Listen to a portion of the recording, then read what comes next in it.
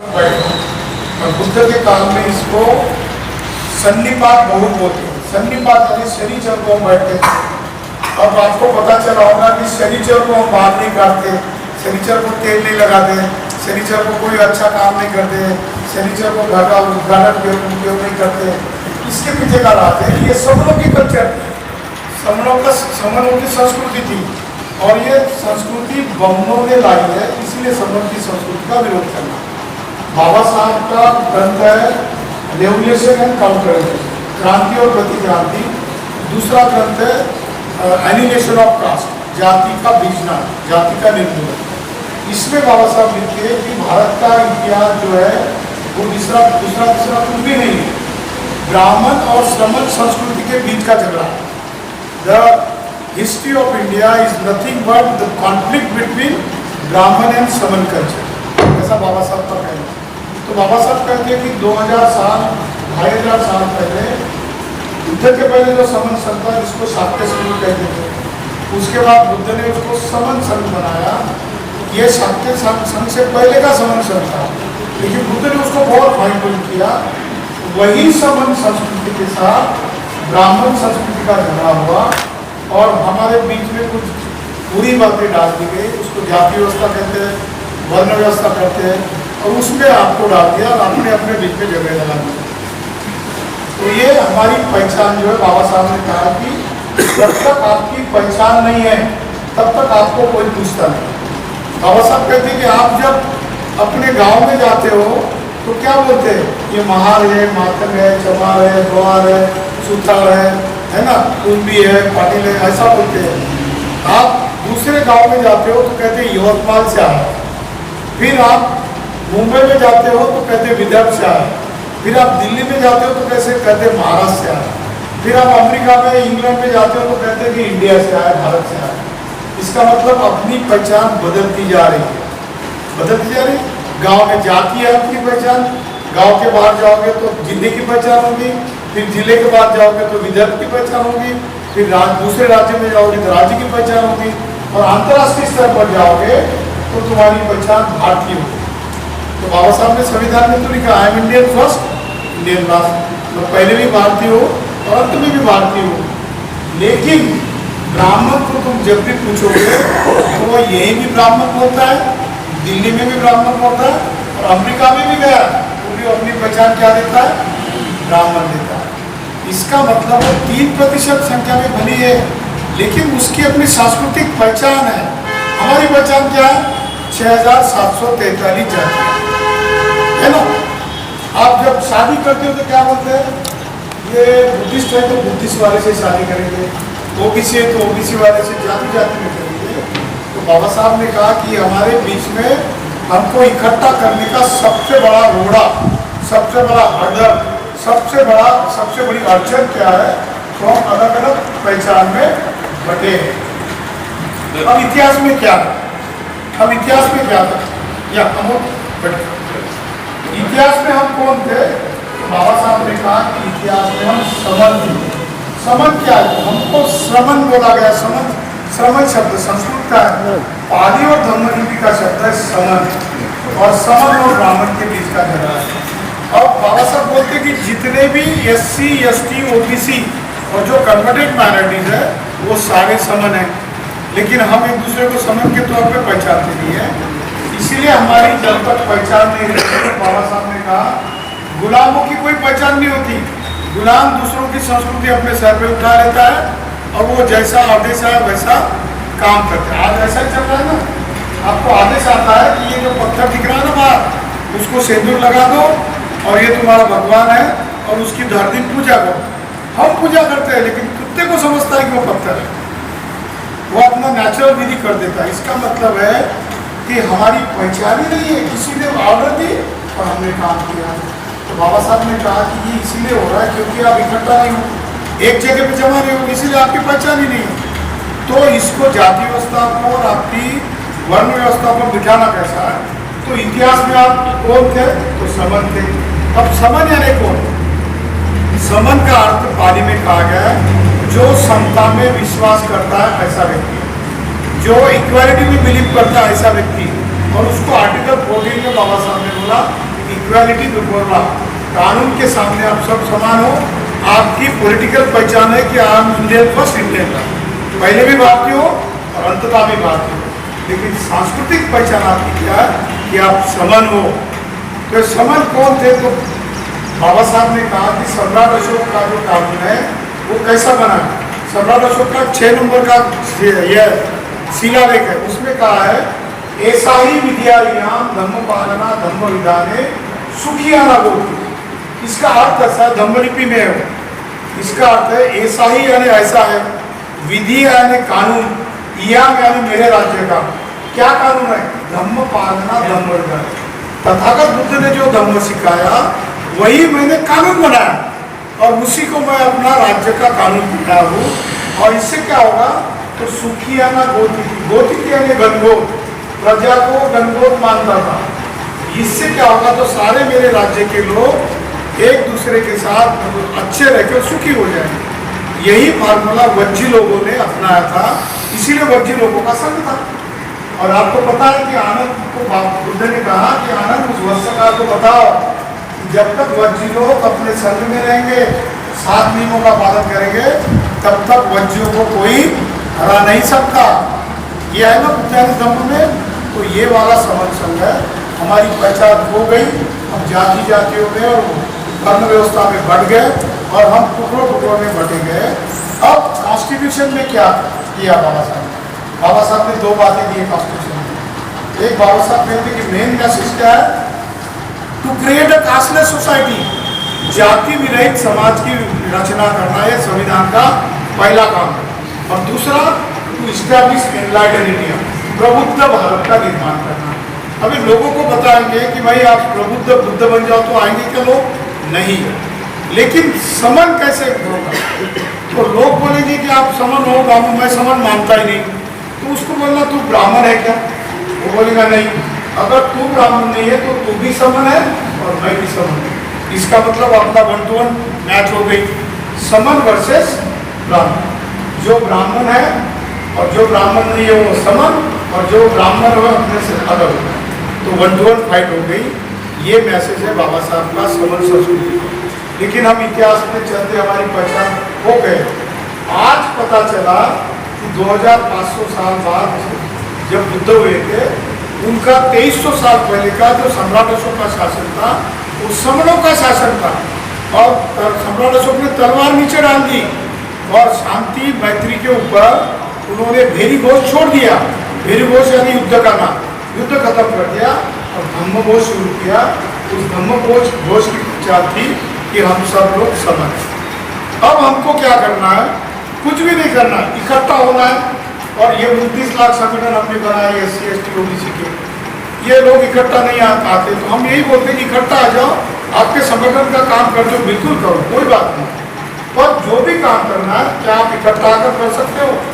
अगर ऐसा नहीं करोगे तो क्या होगा? इस लोकसभा में देखा हमारी कितनी सीटें हैं? एक पक्ष जो 3रे नंबर का राष्ट्र का मुख्य पार्टी था, आज उसकी कितने मेंबर ऑफ पार्लियामेंट है? 0। क्यों? क्योंकि हम समन करके हमारी आइडेंटिटी नहीं है, जाति जातियों में पार्टी में बटे हैं, इसीलिए हमारा हाल हुआ है। तो एलिनेशन ऑफ कास्ट में बाबा साहब कहते हैं every political revolution precedes culture and social revolution. जब तक आपकी सांस्कृतिक और सामाजिक पहचान नहीं होगी तब तक आपकी राजनीतिक पहचान नहीं हो सकती है। ये बाबा साहब का स्टेटमेंट है, मेरा नहीं। तो इसीलिए समाज संघ ने सोचा है कि फिर हमारी पहचान इकट्ठा कैसे होगी?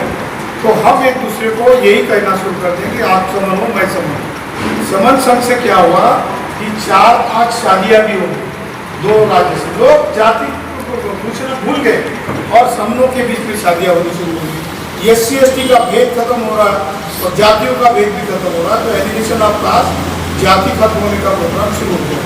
तो ऐसा ही बहुत सारी मीटिंगें लगती है हमारी हर दिन रात को 8 बजे से 10:30 बजे तक। मैं बता रहा हूँ 2021 के 5 मई से हम लोग समर संघ में जुड़ना शुरू किया। उनको पता ही नहीं था कि हम क्यों जुड़े। कोरोना था, सब लोग घर में बंद थे, क्या करना? तो ऑनलाइन प्लेटफॉर्म शुरू हो गया, जूम मीटिंगें शुरू हो गई। हमने बहुत सारी मीटिंगें ली, लेकिन कभी कभी हमने अम्बेडकराइट लोगों ने इकट्ठा आना शुरू कर दिया पहले मीटिंग में 78 लोग आए, दूसरे दिन 59 हो गए, तीसरे दिन 40 हो गए, चौथे दिन 24 हो गए, और पांचवें दिन से हम 6 लोग थे ना, 6 लोग ही उपस्थित रहते। एक दूसरे को फोन करते थे, उसको फोन करो मीटिंग में नहीं आ रहा, क्योंकि मीटिंग के कुछ एजेंडे नहीं थे।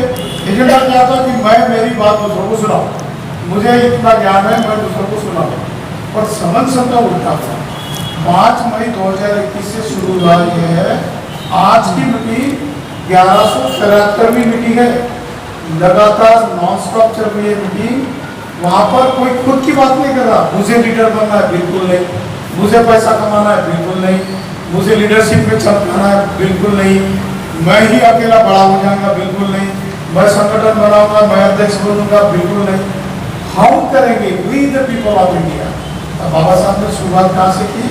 आपको पता है, संविधान की जब शुरुआत हुई थी तो 4 नवंबर 1948 को एक रेजोल्यूशन आया था। हमने संविधान तो बनाया, लेकिन संविधान की शुरुआत कहाँ से करना?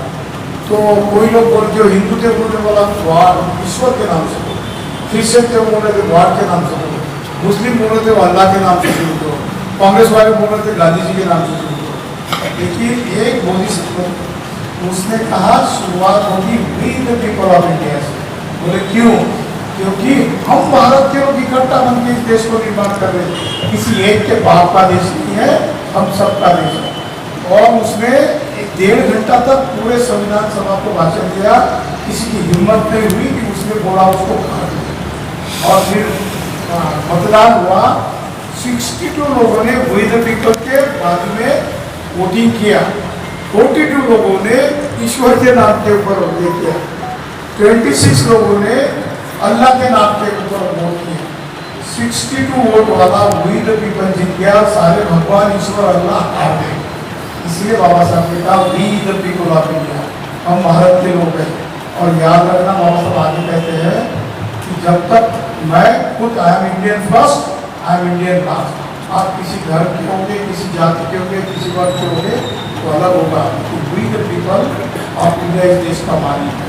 तो बाबा साहब ने ये भी बोला 25 नवंबर 1959 को, ये याद रखना, जब कोई एक आधा व्यक्ति देश से बड़ा होना चाहता है, एक आधा संगठन देश से बड़ा होना चाहता है, एक आधी विचारधारा देश से खुद को बड़ा होना चाहता है, तो समझ लेना देश खतरे में। और अगर आप सोए रहोगे ना, इन दिनों देश को खा जाएंगे, आप सोए ही जाओगे। हमने क्या सोचा पता है? हम बोलते हैं कि बस्ती का वो आखिरी वाला आदमी है ना, उसके घर पे हाथ रखिए, मेरा क्या जाना, मैं चद्दर लेता हूँ, सो जाता हूँ। लेकिन मुझे पता नहीं कि हवा का रुख उधर उसके घर से मेरे घर की तरफ है, हवा पलटी और उसका घर जलते जलते मेरे घर पे भी आ गया। जब मेरे घर को आग लगी तो मैं चिल्लाने लगा कि बस्ती के लोग मेरा घर बुझाने के लिए नहीं आए। तब दूसरे का घर चल रहा था तो क्या करना? ये वी द पीपल को करना। आज हमारे लगभग सारे अधिकार खो चुके हैं, सर्विसेज प्राइवेटाइज जरूरी, तुमको बताने की जरूरत नहीं है, सारे अधिकार। और हमारा तो हो गया, बाबा साहब ने दिया, सारा कुछ मिल गया, अपने बच्चे पर क्या होगा? इसलिए इकट्ठा आ जाओ, जैसे जैसे इकट्ठा होंगे, जितने आओगे उतने निकलोगे। 2 अप्रैल को भारत में एट्रोसिटी एक्ट रद्द करने की वजह से 15 लाख लोग रस्ते पर आए थे, कोई लीडर नहीं था, लोगों ने एक दिन का संघ बनाया और एक दिन आंदोलन किया, तो सारा एट्रोसिटी एक्ट वापस मिला कि नहीं मिला? 15 लाख लोग आए। हम कहते हैं कि आप एक दिन के लिए क्यों संघ बनाते हो? साधारण संघ बनो। आप अगर समझो यवतमाल में कुछ हुआ, महाराष्ट्र में कुछ हुआ, सर्विस निकल गई, तो समझ के 10 करोड़ लोग अगर इकट्ठा होंगे तो ये कि बैठेंगे लोग और बोलेंगे कि कल हम जाएंगे भारत में 7,400 तहसीलें, हर तहसील में 5-5 हज़ार लोग जाएंगे 11 से 12 तक, 1 घंटे की सिर्फ निवेदन देंगे कि ऐसा ऐसा हो रहा, इसको खत्म करना है। और कुछ नहीं बोलेंगे, नो मोर्चा, कोई आंदोलन नहीं, कुछ गाली नहीं, कुछ नहीं। हर तहसील में 11 से 12 के समय में पूरे भारत के 5,700 तहसीलों में 5,000 लोग इकट्ठा होंगे। 5,700 गुणिला 5,000 कितना होगा? तो लगभग 2.5 करोड़ लोग भारत में अगर एक ही वक्त 1 घंटे के लिए इकट्ठा आते हैं, अपना टिफिन लेके आएंगे और वहाँ पे खाएंगे, किसी से कोई बात नहीं करेगा, तहसील का रिपोर्ट जाएगा, पुलिस का रिपोर्ट जाएगा कि भारत के 5,700 तहसीलों में लगभग 2.5 करोड़ लोग इकट्ठा हो गए। उन्होंने क्या बोला पता नहीं, लेकिन इकट्ठा हो गए। सरकार आपसे डरेगी, ये ताकत है जिसको बुद्ध का संघ शक्ति, बाली का शब्द बुद्ध बोलते हैं कि संघ में ये ताकत है।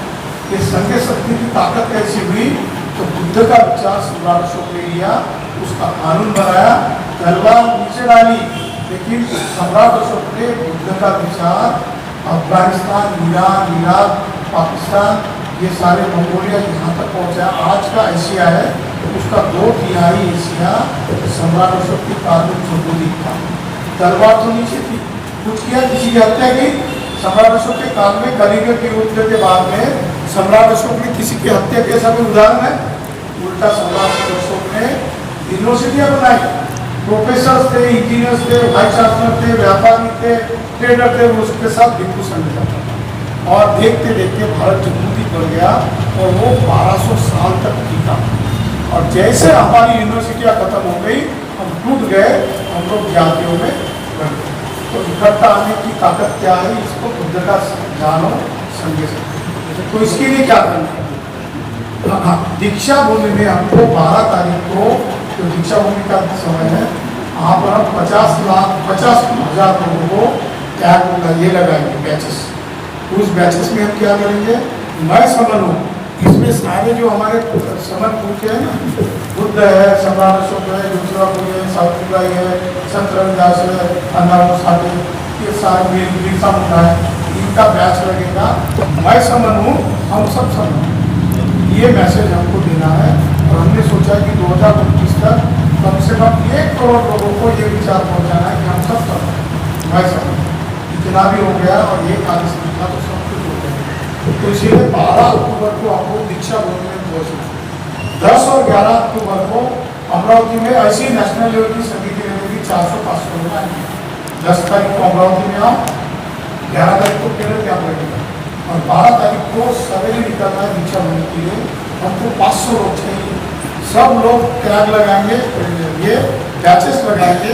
और ये सारे जो समन है ना हमारे, इन सारे समूहों ने ब्राह्मणों के खिलाफ या वमन व्यवस्था के खिलाफ संघर्ष किया कि नहीं किया? इनके जीवन में कितनी तकलीफ है पता है? ये इन लोगों के फोटो लेंगे बैच में और हम समझ या मैं समझ हूँ, बस ये विचार है, बाकी कुछ नहीं है। कैसे नहीं इकट्ठा करके अपना खुद का खर्चा करो और आप समझोगे।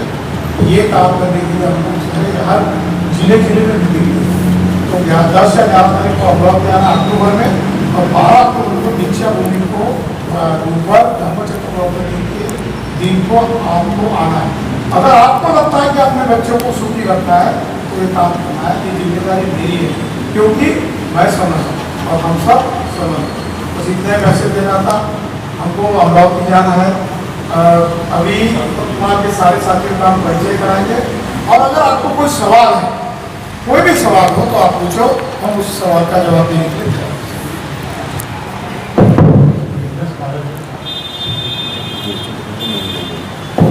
दूसरी बात है, अमरावती में हमने एक प्रोजेक्ट बनाया। वो क्या है? वो है एक कंपनी बनाई है जो भुवनेश्वर कारखाना है, उसके ऊपर 70 लोगों की इंडस्ट्रियाँ की हुई। उद्योग विभाग में डॉक्टर अरविंद पांडे साहब ने मुझे रिटायर होने के बाद उद्योग विभाग के कमेटी पे ऊपर लिया है और संविधान के आर्टिकल 46 के मुताबिक हमने एक स्कीम बनाई है। उसमें एक व्यक्ति को 50 लाख का CMEGP मिनिस्टर रोजगार योजना के अंतर्गत उसका उपयोग होता है। जिसके पास मॉर्गेज के लिए कुछ है, जिसके पास मॉर्गेज है उसके लिए वेंचर कैपिटल का 25 लाख का लोन है, और जिसके पास कुछ भी नहीं लेकिन वो 45 साल के अंदर है, उसका 10 लाख की इन्वेस्टमेंट हो सकती है। ऐसा पहला पायलट प्रोजेक्ट अमरावती शुरू हो रहा है 1 महीने में। वैसा ही प्रोजेक्ट कल चंद्रपुर जिले में शुरू होने की तीसरी मीटिंग। वैसा ही प्रोजेक्ट यवतमाल में भी हो सकता है। अगर आपकी तैयारी है तो वैसा ही पूरा मॉडल हम आपका डुप्लीकेट करने को तैयार हैं। आप अगर बोलोगे तो मुझे बुलाओ, मैं 24/7 कभी भी आने को तैयार हूँ। मैं यहाँ पर जिला बनता था, मैं बहुत खुश हो जाऊँगा अगर आप ऐसा प्रोजेक्ट करने को तैयार हो जाओगे। ऐसा ही संघ बनाओ, हमारे बच्चों को इकट्ठा करो, उनके नाम का एक स्पेशल पर्पज व्हीकल, ये ऐसी कंपनी स्थापित कर सकते हैं लोग और शासन की तरफ से भी उसको 10 करोड़ का एक इंफ्रास्ट्रक्चर डेवलपमेंट, रास्ते, बिजली और पानी के लिए शासन की तरफ से मिलेगा। और इंडिविजुअल आपकी लोन केस होगी, बैंक सिविल आपका आपने देखना है, सिविल का रिकॉर्ड, बाकी हम आपको मदद करेंगे। अगर आपकी इच्छा है तो यहाँ पर भी 10 एकड़ की जगह आप देख लो, वहाँ पर हम 10 एकड़ के ऊपर इसे बिजली एनालिसिस कर सकते हैं। इसके बारे में अलग से मीटिंग करा सकते हैं। आपके अगर खेती होगी तो मैं आने को तैयार हूँ, और चंद्रपुर की टीम है, अमरावती की टीम है, वो भी आपके साथ कैसा काम करेंगे, DPR कैसा बनाना, कंपनी कैसे स्थापित करना, शेयर कैपिटल कैसा जमा करना, इसके लिए भी हम गाइड करेंगे। दूसरा विषय, इसके ऊपर हम लोग अलग से मीटिंग लगाने वाले थे, लेकिन सर ने बोला इसमें नहीं होगा। ये समन संघ के बारे में अगर किसी के मन में कोई भी सवाल है तो 10-15 मिनट में आप पूछ सकते हो। बाद में हमको अमरावती की मीटिंग 7:30 बजे उधर मिला। किसी को भी कोई भी सवाल है तो पूछो। ऐसा नहीं कि हमने एक बार भी बात की आपको मानी, बिल्कुल नहीं। यही पश्चिम को ओपन आई को 75 में बुद्ध कहते हैं कि आओ, देखो, जानो, आपके मन में सवाल है तो पूछो, अगर नहीं कुछ करना है तो चलेगा, कोई बात नहीं, लेकिन जो जानेगा वही संरक्षण बनेगा। धन्यवाद। जय भीम, नमो बुद्धाय, संघ। हमने पोस्टर बैनर लाए हैं, उसके साथ हम ग्रुप फोटो निकालेंगे। अगर किसी का सवाल नहीं है तो हमारा संघ समान संघ, हम सब समान है, हम सब समान है, मैं समान हूँ, हम समान है, हमारा संघ समान संघ। हम बोलते हैं हमारा संघ, हमारा संघ, मैं समण हूँ, मैं समण हूँ, मैं समण हूँ, हमारी पहचान, हमारी पहचान, हमारा संघ।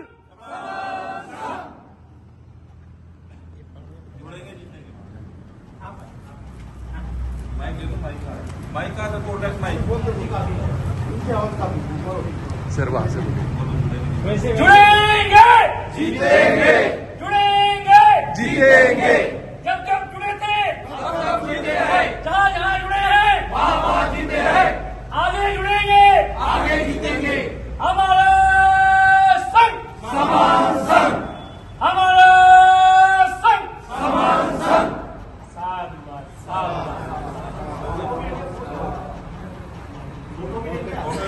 फोटो भी है, वीडियो भी है।